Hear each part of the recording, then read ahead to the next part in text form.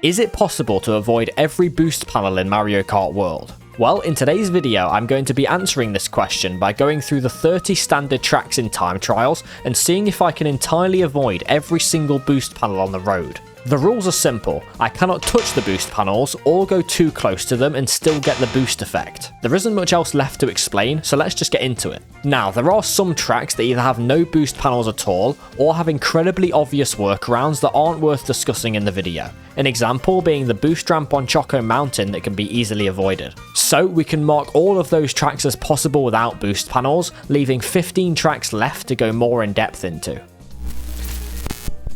The first track I had to get past was Crown City, which has a rooftop area with several boost ramps at the start of section 2. The first of these ramps is the only one that covers the entire width of the road, so if I could make it past that one, then the rest would be doable as well. My first thought was to go on the raised ledge on the left and charge jump over the gap, but I couldn't quite make it far enough. Then I thought to try charge jumping into the pillar on the right, and on my first attempt I wasn't too far off from making it. So I tried again, but this time released an ultra mini turbo before charge jumping for some extra speed, and that was just about enough to make it onto the rooftop. I then had to carefully maneuver around the rest of the ramps, which I thought would be enough to make the entire track possible without boost panels. However, I forgot there was one more boost ramp on the track, and it turned out to be a very big problem. The jump into the trophy requires you to go on a huge boost ramp, so I hoped that maybe I could just jump off the track and Lakitu would respawn me inside the trophy. Sadly, that didn't work out, so I would have to somehow make it into the trophy without falling into the void. Of course, the natural thing to try is charge jumping off the side with a mushroom and seeing what happens, and I did get this weird bump on my first attempt that gave me some hope of this being possible.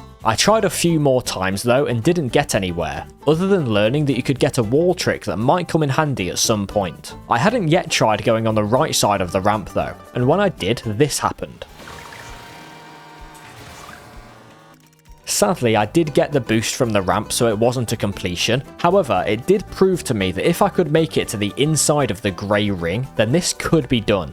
The problem was that it was much harder to do this on the right side than the left side, as each attempt I had was going too far right whenever I managed to avoid the boost ramp. After several attempts though, I did manage to get one that made it to the inside of the ring, but didn't get onto the platform. Still, that was a promising sign, and very soon after, I did this.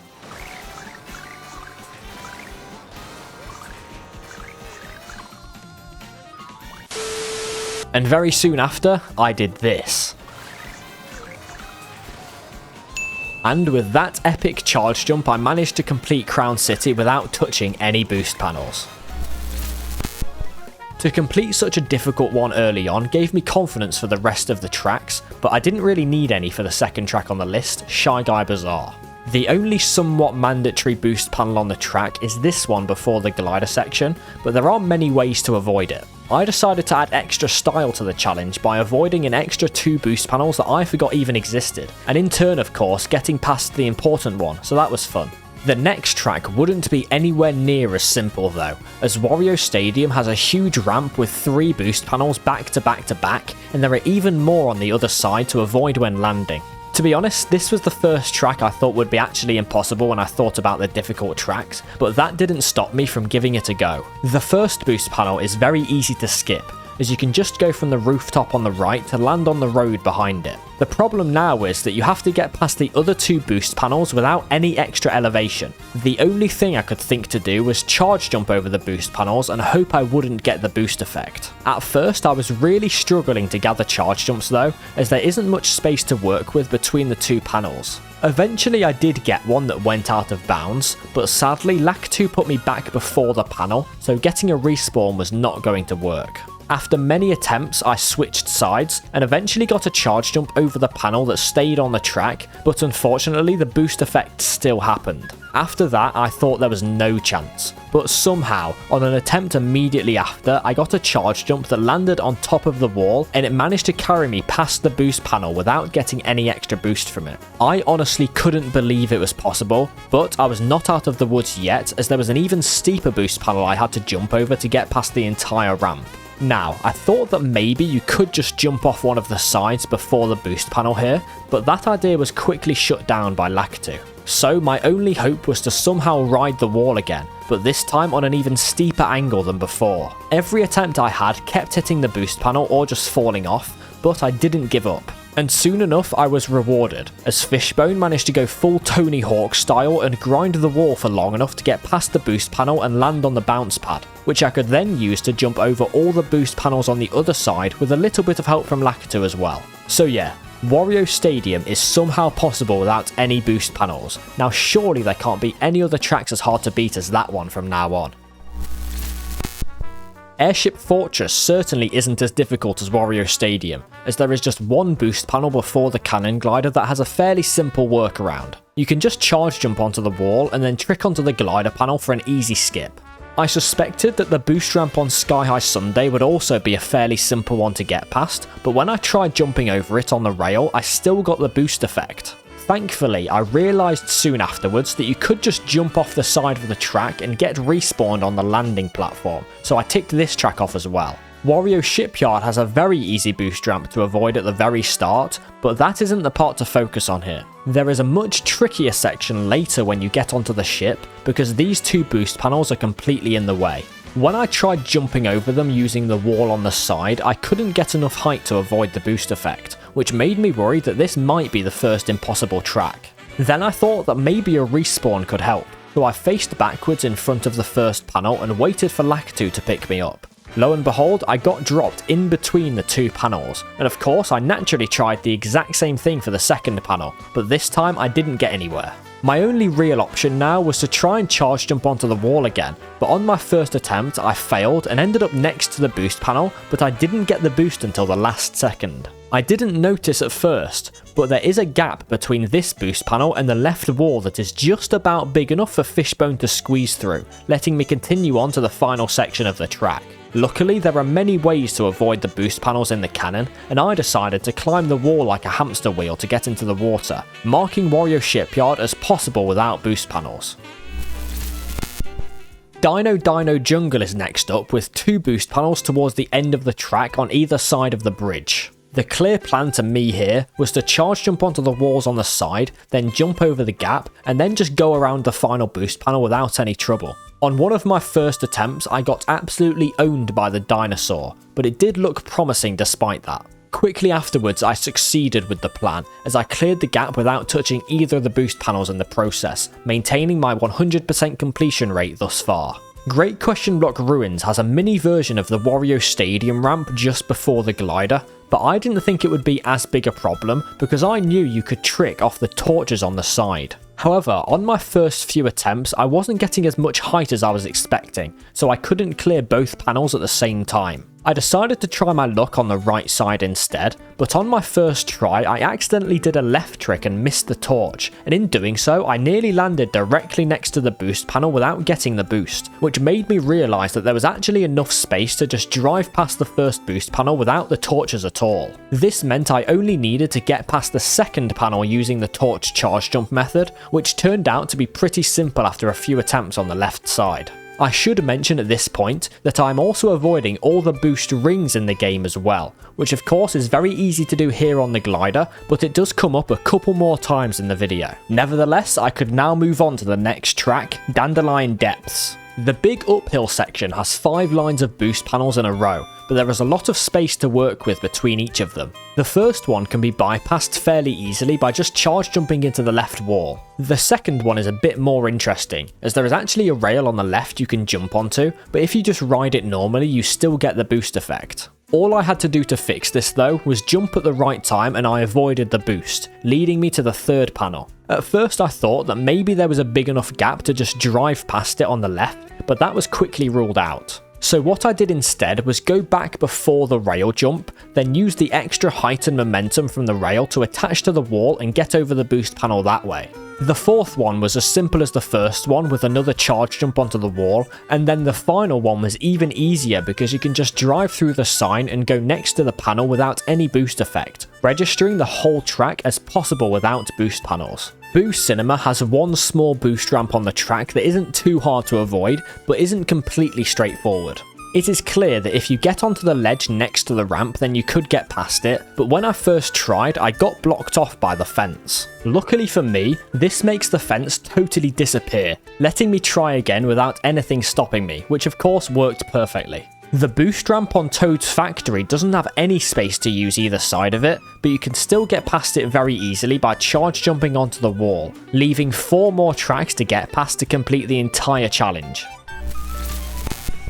The problem is that the next track was the other one I was most worried about before going into the challenge, Bowser's Castle. The 2 boost panels before the cannon glider are pretty vertical, and I was not confident going into it that there would be any way to avoid them, but I did have a couple of ideas to try. My first idea was to just charge jump onto the fence, but after trying it once I could immediately roll it out. The better idea I had though was to somehow use the walls of the entrance to get onto the glider ramp, since they could possibly provide the height you need to get over the boost panels. At first I tried landing on top of the fence to see if they worked the same way as a normal rail, but sadly that isn't the case. I also couldn't get a random bounce off the end of the fence to work, so I resorted to just jumping off the wall as far as possible. I did many attempts, and my best ones always landed at the top of the second boost panel. I tried going on both sides, and the results were unfortunately the same. Just detaching from the wall rather than tricking didn't help at all either, and any attempt I had that ended with a respawn placed me before the boost panels, so that was never going to work. After many more attempts without getting any closer, I decided to move on to the next track and come back to this one later, because I still felt that there might be a way to complete it. I was hoping that the next track would be an easy one to bounce back from Bowser's Castle, but it turns out that Mario Circuit was not going to be easy at all. This is because the boost panel and ramp at the end of section 2 go across the whole track, but there are borders either side that I thought would come in handy if I could make it up. Getting onto the wall is no problem at all, then jumping onto the higher part is a bit tricky, but it's manageable. From there, I first thought I should just try using a mushroom, but that causes me to get respawned back before the ramp. I ended up testing whether there was a certain distance you could go for Lakitu to give you a favourable respawn, but no matter where I went, he always placed me before the ramp, so I needed to somehow clear the gap without a respawn. My immediate thought was to trick off the pole on the right to get the height I needed, but when I tried it, Lakitu immediately stopped me. So then I tried dropping onto the grass, then using the elevation of the blocks as a ramp to clear the gap, but that didn't get me to the other side. I decided to switch over to Bidybud to see if that would make any difference, but nothing I did seemed to work. I went back on the grass to see how close to the pole I could go without Lakitu picking me up, and it turned out to be a lot more lenient than I first thought. So I tried the pole trick again with a bit more precision this time, and lo and behold, Lakitu didn't pick me up, letting me land on the other side. Peach Stadium is the penultimate track in the list, as there's a few boost ramps in a row that I need to avoid in the middle of the track. The first one can be avoided by charge jumping from the side. It's a bit sketchy, but it does work. For the next one, you can charge jump onto the rail path on the left to get high up, but then you are met with a boost ring. For some reason though, it just disappears if you stand still, which is very helpful. That isn't the end of it though, because there is a boost ramp up here as well to get past, and after looking down I couldn't just drop past the boost ramp on the bottom path. So I decided to charge jump on the left side and see what happens, and it worked out quite well, as I landed on another path in the air, which helped me get past the boost ramps at the bottom and complete the track. Of course, this left Rainbow Road as the final track to attempt, and to be honest, I didn't have high hopes for this one. I thought there were a couple of spots on this track that would be a problem, but once I was driving through the track, I realised I was heavily mistaken. It turns out that almost every single boost panel on Rainbow Road doesn't cover the entire width of the track, so you can just drive on the side of the road and complete nearly the entire track without any problem at all. The only one that does cover the entire road is found at the very end of the track before the final glider, but I already knew from my video avoiding gliders, you can just wall ride on the side of the road and jump off the track to get respawned in the air, making the whole track possible without any boost panels. It turned out that avoiding the boost ring at the start of the penultimate glider was the hardest part of the track, which is pretty anticlimactic for the biggest track in the game. This means, of course, that I needed to return to Bowser's Castle, as that is the only track I hadn't completed without touching any boost panels on my first attempt. Immediately, I thought I should try a different combo, just in case having a slightly better mini turbo stat would make a difference. Sadly, every attempt I had was still landing at the top of the second boost panel. I then thought to try a very high speed combo instead to see if that would work, but once again I was just slightly too low every time. As a result, I looked for a different way to do it, and that made me notice the two lava pipes on either side. I theorised that if I could wall ride on the side of one of them, then maybe that would get me far enough, since they do extend further than the entrance walls. At first, I couldn't attach to the pipe to get a wall ride, but eventually I did get some semi-successful attempts. Sadly though, it wasn't getting me any further than the bottom of the second boost panel with this, which is not as far as my other method. I did get a couple of weird Mario Kart physics moments from the pipes and tried a few different combos in case some sort of miracle bounce took me far enough, but I was really clutching at straws here. And that was the last of the ideas I could think of, so I decided to do what anyone should do if they are attempting something weird in Mario Kart. I asked James if he would like to try it out. James has found some interesting things in both Mario Kart 8 Deluxe and Mario Kart World, so this sort of thing suited him perfectly. We hopped into a call together, and at first he could only think of things I had already tried, the best one still being to jump off the entrance walls, but we were both getting the same results as before. He did have the idea of wall riding the back of the fences and then jumping to the side of the glider ramp, in the hope that the glider would activate without the boost effect kicking in from the panels, but sadly that didn't work out. We kept trying to brute force it for a bit longer, but the closest attempt we had was still not high enough after many attempts. After a while, he did theorise that maybe you could use a similar trick to a shortcut done in Rainbow Road World Records, where you just trick off the floor next to the wall and then get more airtime than normal, but sadly he couldn't figure out a way to set it up. So we ended the call without getting any closer to bypassing the second boost panel, which turns out to be the only impossible one in the entire game.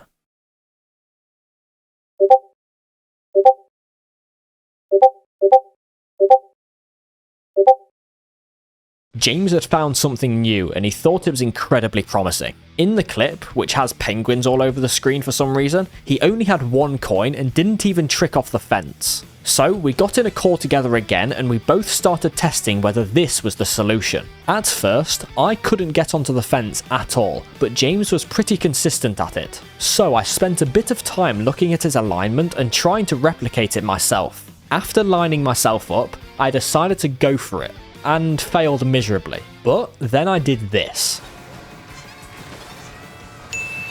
We had done it. Every single boost panel in Mario Kart World can be avoided. If you enjoyed the video, be sure to leave a like and subscribe to the channel. Thanks for watching.